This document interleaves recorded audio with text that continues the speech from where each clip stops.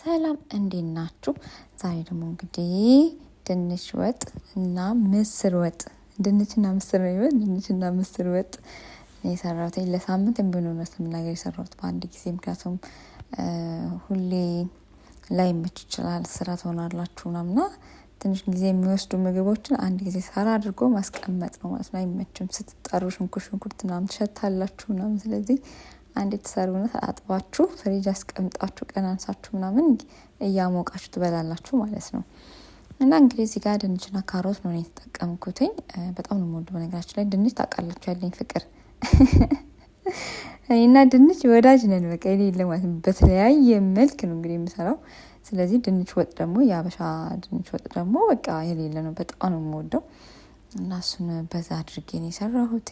ምስር ግን እንትን ነበረኝ ስጎ ባለፈው ያዘጋጀሁት ስጎ ነበረኝ አይደለ ቀናንሽ ያስቀመጥኩት ሰው ከዛ ላይ አንዱን አውጥቼ ምስር ሰራሁበት ማለት ነው።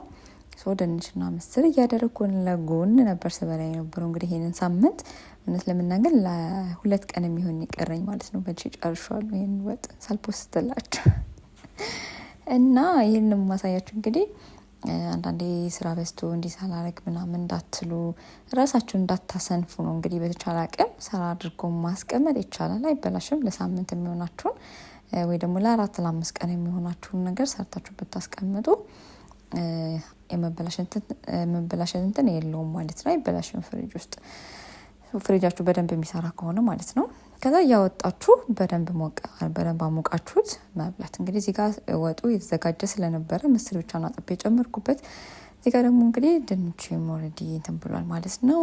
ሶ የዛን ቀን አልበላሁም ነበረ በማግስቱ ነበር የበላሁት። እንግዲህ እዚህ ጋር የበላሁት ነው። ሲቀርብ ራሱ ያምራል። ያው እንጀራ ቢኖር ግን ዋው ነበረ። ጣሙን ቆንጆ ነበር። ያው ምስሬ ትንሽ ነጣ ብሏል። ያው ስጓ አንሶታል ማለት ነው።